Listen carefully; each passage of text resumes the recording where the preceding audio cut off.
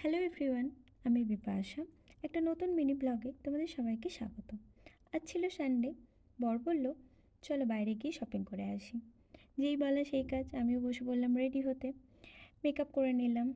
সত্যি কথা বলতে ওই 5 মাসের একরত্তি মেয়েটাকে নিয়ে সেভাবে তো কোথাও বেরোনো হয় না, আর নিজেকে প্রেজেন্টেবলও রাখা যায় না। তো বসে পড়লাম মেকআপ করতে। তাই মেকআপ করে নিয়ে কাজল পরে নিলাম, ছোট্ট করে একটু আইলাইনার পরে নিলাম, তারপর ড্রেস পরে নিজেকে রেডি করে ফেললাম। তারপর একটা পার্লের ইয়াররিং পরে নিলাম।